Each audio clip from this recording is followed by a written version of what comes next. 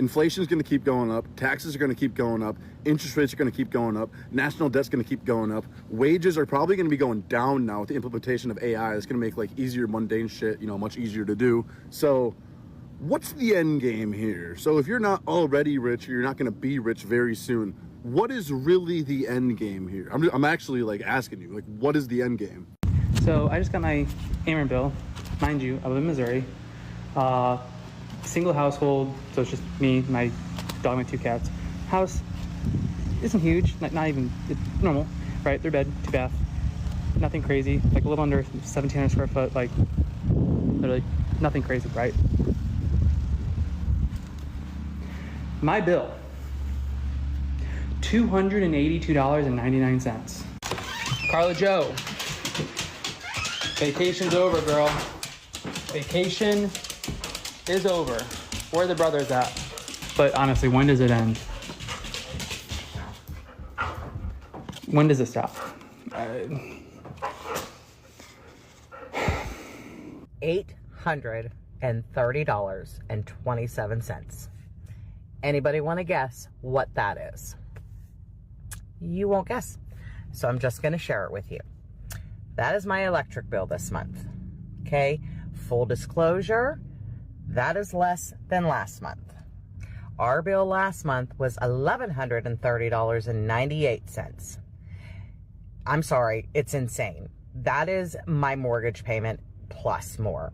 Okay, I don't know how anybody is expected to pay that. So, I mean, our house is big. It's not huge. It's not a mansion. It's about 2,500 square feet, 5 bedrooms, 3 baths. We had 5 children.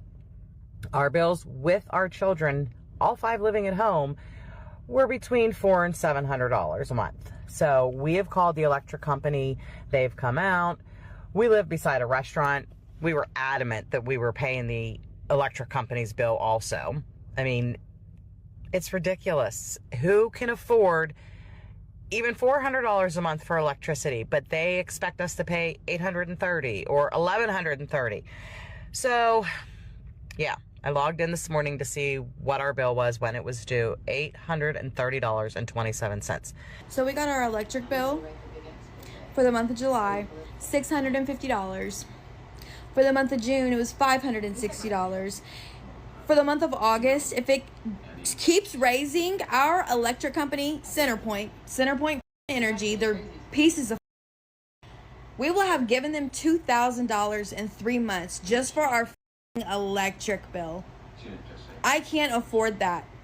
And if I can't afford that, I can't imagine other people and what the they're paying. This is bullshit. Like they're forcing us to not pay our bills so that they can force us out of our houses or something. This is absolutely bull. I think there's a lot more people that's not paying their bills than media wants you to know. They've been real quiet about this issue. And I'm not talking about utilities like necessities. I'm talking about, I really don't think there's a lot of people. I think there's a lot of people that's not paying like medical bills, their mortgages, credit card bills, and any other bills, you've accumulated other than like water, electricity, and gas. Because I don't think the American government wants people to get the idea that if they stop paying their bills, nothing's going to happen.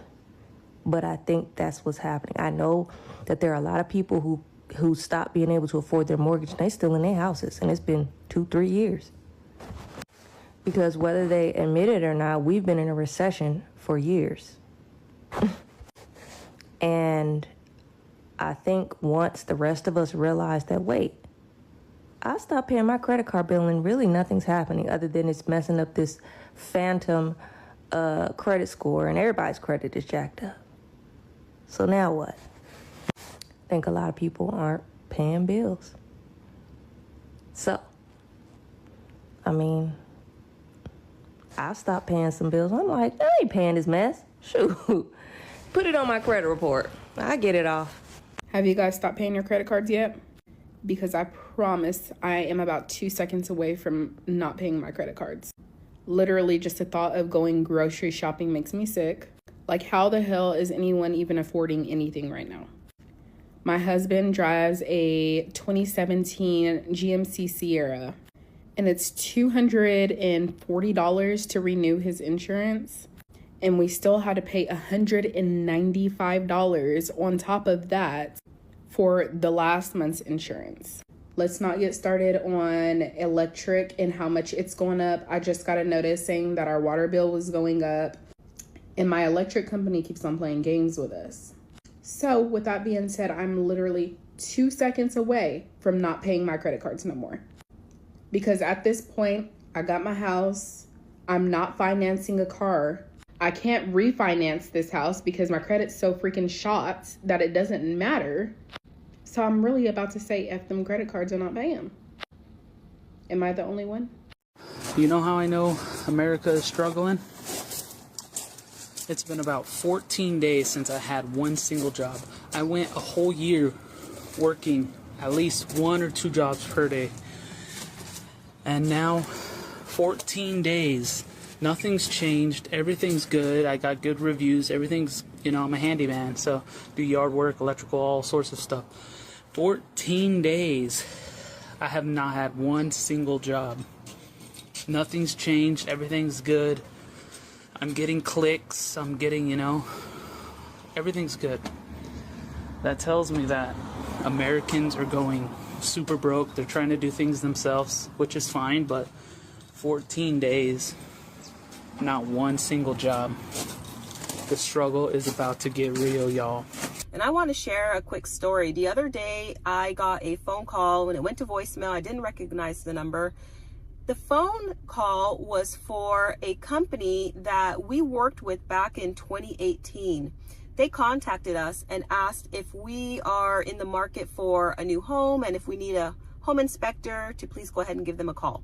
So when we got that call and we listened to the message, we really thought, wow, people are getting pretty desperate right now because we have not heard from this company all this time. And all of a sudden you're reaching out after this many years.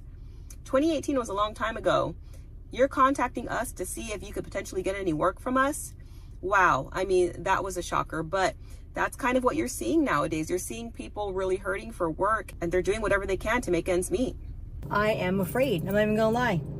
I am afraid of not being able to pay my rent. The electric is going up in the state I live in. Gas, car insurance, medical insurance doubled. I am responsible for providing a roof over my grandkids' head. I don't know how I even got in this situation. How did I even get here? My landlord told me straight up, I'm raising your rent every single year. It's going to get to the point that I can't even pay it because I'm having a hard time paying it now. I cannot believe I'm even 53 years old saying this. Like, I was never afraid when I was younger at all, raising 2 kids all by myself financially, ever. I'm a grown-ass woman, and I am so afraid. It keeps me up at night sometimes. If I didn't have other people depending on me, I would not be afraid. I could just go anywhere.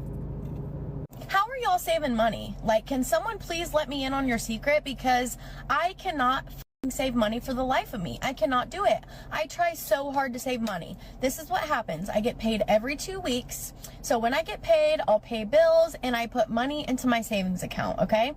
I put it in there and I tell myself, okay, I'm not going to touch it. I got to save this money, whatever. Well, I have 2 weeks till I get paid again. So it is always something. Every time I put money in my savings account, I have to get it out for something. But my family can't go without food. I can't go without gas. Like, I'm not spending the savings account money like on anything that's not a need. So what the how are you guys saving money? I just do not get it. Am I the only one that feels like there's going to be like a big economic crash that happens in, I don't know, the next 6 months? Like, the jobs numbers don't make a whole lot of sense for like a really healthy economy. I know a lot of people are feeling the effects of inflation, what's going on at the grocery store. I know the stock market is really inflated, but it seems like it's very speculative, very AI driven, which I feel like there's probably some form of an AI bubble. Not saying AI is not important. I just don't understand some of the valuations that are put out there. It seems like a lot of stocks are inflated because of buybacks and stuff like that. And fundamentally, I just don't feel like people are actually doing very well. And when the American consumer isn't doing well, there typically leads to a crash. I have a question for everybody who like lives in the city, lives in a house, pays mortgage, works, does all the normal things. I've been out of the system for about 7 years now. Do you have a game plan for when the systems all collapse? Like, things are collapsing as we speak right now. Do you have a game plan? And what is that? Because for the past 16 years, I've been trying to create village, community, resources for collaboration, and a new way of thinking, being, living. But people aren't really on board with that. So do people have another plan? Like, what is your plan? Are people just going to ignore the fact that systems are collapsing and continue going to work every day? Most of us have lived our lives without having to worry about supply. Well, it's coming to an end, guys. The supply chain has been eroding since 2008. Prices have been going up since then. I remember a time back then that I could go into a store, any store, find anything I wanted on my list, go to one store. Now I have to go to 4. And the prices are sky high. I am blessed to have a friend nearby who gives us free eggs laid by her chicken. We gift her something, something canned, because she's a blessing on earth.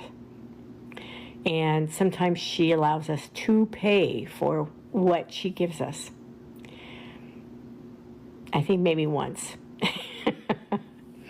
So we still are in the category of having a lot of blessings in our house, in our lives, and we're not lacking anything. But those days are coming where people are going to, that haven't lacked anything, are going to start lacking. And then you'll hear the shouts. Just think, you wake up one day, lights are out. No gas stations are running. It's chaos on the streets in a vehicle. No banks are open. You can't use your credit cards anywhere. And grocery stores are shut down. How long would you exist on what you have? You got to think on those terms during today. You have to. Sorry, guys, you have to face up and be prepared. Millions can feel it, but no one wants to say what's happening in America. Offers a sobering look at a collective shift in the American experience. Based on the insights from various contributors in the footage, here is a comprehensive guide on how to navigate this transition. H3. 1. Accept the death of normal. The most critical piece of advice is to stop waiting for things to return to how they were pre-2020. The video emphasizes that we are currently witnessing the death throes of a familiar societal framework. Grasping onto the hope of a return to normalcy is described as a barrier to healing. Instead, you must integrate the reality that the rotten roots of the old system are being exposed. Acceptance is the first step toward swimming to the other side of the burning bridge. H3. Recognize extractive systems. Understand that many modern frustrations, from rising grocery bills to the casinoification of the economy, are features of the current system, not bugs. A financial expert in the video explains the prosperity paradox, where the economy looks good on paper, GDP growth, low unemployment, but feels like a vibe session of struggle for the average person.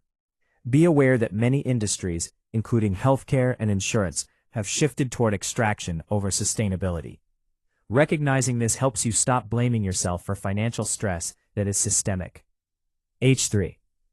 Evaluate your value proposition. The video suggests that the value proposition of many traditional American experiences is fading. For example, one speaker notes that eating out has become more expensive while the quality and service have declined. Apply this logic to your own life. Evaluate where your money and time are going.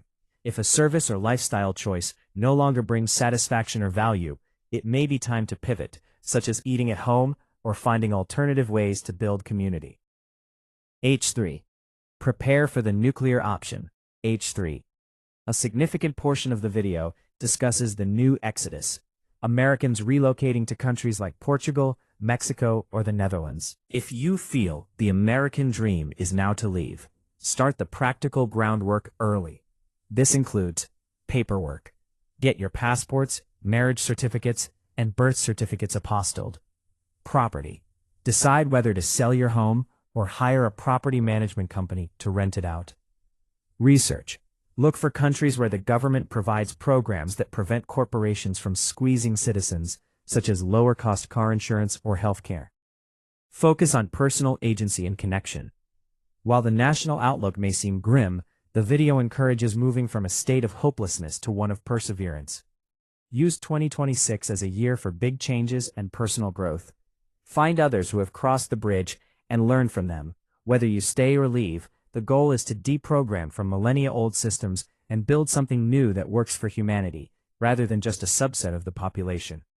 Ultimately, the advice is to stay observant, gain awareness now, and refuse to be gaslit by headlines that contradict your lived reality.